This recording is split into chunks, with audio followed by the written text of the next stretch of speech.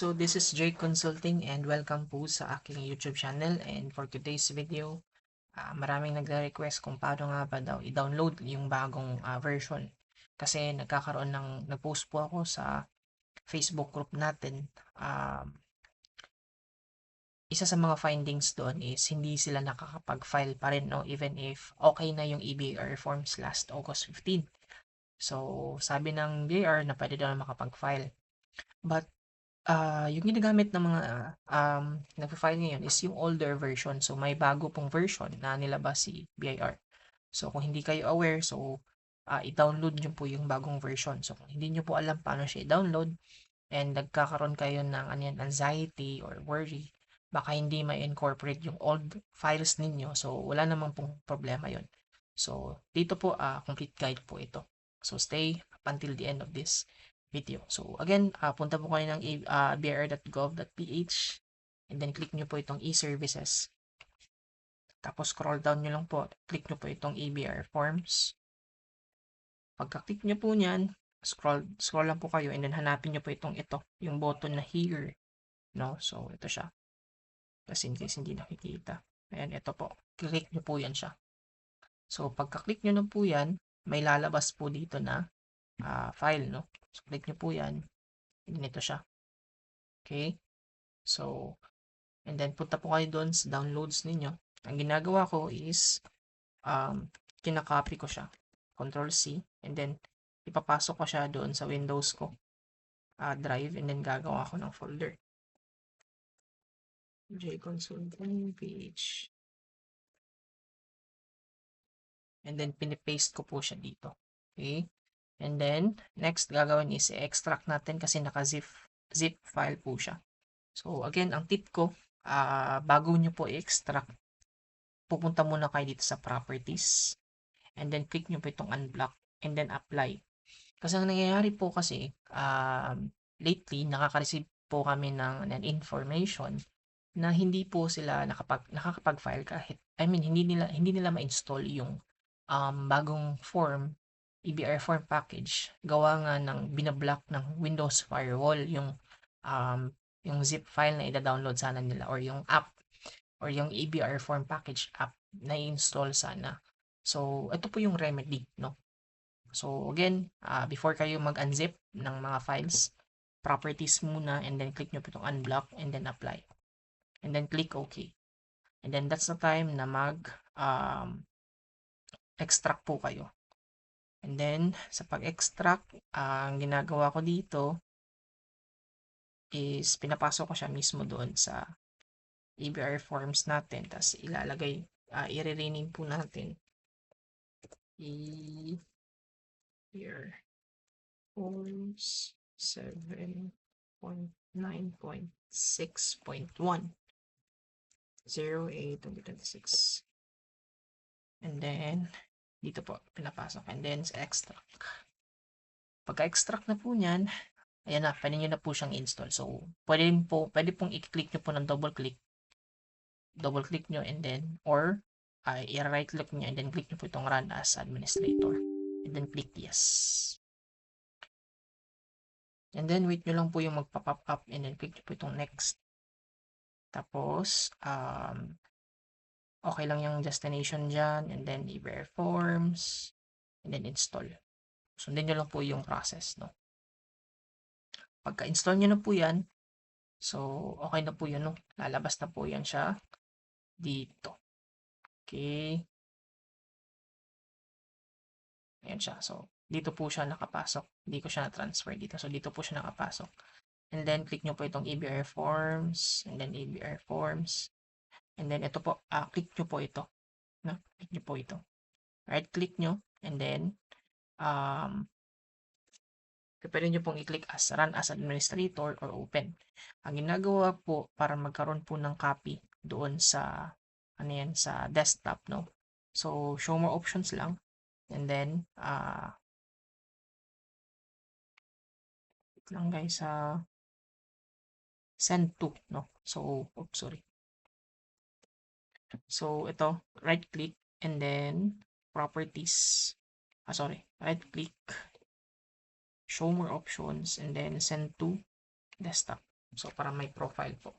So, pagka nandun na po siya sa desktop, open nyo po yun lahat. Okay? Ito po. Open nyo po yun siya. Double click. 3.1, click nyo po itong BR Forms. And then, input nyo po yung TIN na nasa records ninyo. So, ito. 67. And then, dito po, 5-digit code na po siya. And then,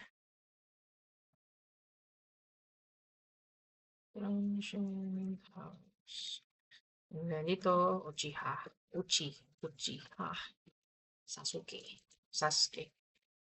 And then, dito, General Santos City, zip code 9500. 0912 345 678 456 789. So, 246810. And then, dito, Consulting ph at gmail.com. Tapos dito, try natin yung 1701 quarterly. Oh, sorry. Annual pala yan siya. And then, ito pala. Fill up. And then, verify nyo lang yung TIN. 679. 1, 2, 3, 4, 5. And then, email. gm.consulting gmail.com. And then, click submit. And then, click OK. And then, fill up. So, ayan na siya. No? Ayan na siya. May complete package na kayo for EBR forms. So, select nyo lang po yung quarter na mag-file kayo. So, in this case, nasa second quarter pa lang tayo. Yung deadline last August 15, but it was extended up until August 18. So, ayan siya. So, again, same records lang na meron kayo. And then, syempre, everything is filled out nyo lang lahat ng mga information and then submit. So, yun siya. I guess that's it for this video, and if you find this video helpful, guys, please do consider subscribing, and if ever may mga questions kayo, feel free lang po to ask sa comment section, okay? And matyaga naman tayo nagre-reply sa mga concerns ninyo. Again, that's it for today's video. Thank you for watching. Bye. 3.1, click nyo po itong BR Forms. And then, input nyo po yung TIN na nasa records ninyo. So, ito. 67. And then, dito po, 5-digit code na po siya. And then,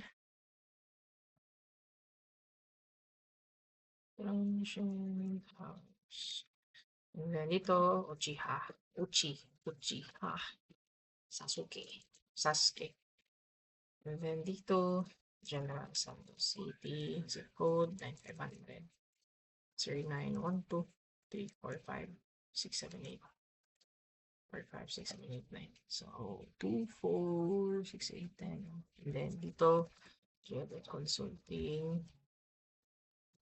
ph at gmail.com. Tapos dito, try natin yung 1701 quarterly. Oh, sorry. Annual pala yan siya. And then, ito pala. Fill up. And then, verify nyo lang yung TIN. 679.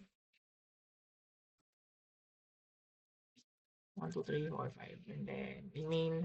gm.consulting gmail.com. And then, click submit. And then, click OK. And then, fill up. So, ayan na siya. No? Ayan na siya. May complete package na kayo for EBR forms. So, select nyo lang po yung quarter na mag-file kayo. So, in this case, nasa second quarter pa lang tayo. Yung deadline last August 15, but it was extended up until August 18. So, ayan siya. So, again, same records lang na meron kayo. And then, syempre, everything is filled out nyo lang lahat ng mga information and then submit. So, yun siya. I guess that's it for this video, and if you find this video helpful guys, please do consider subscribing, and if ever may mga questions kayo, feel free lang po to ask sa comment section. Okay? And matyaga naman tayong nagre-reply sa mga concerns ninyo. Again, that's it for today's video. Thank you for watching. Bye.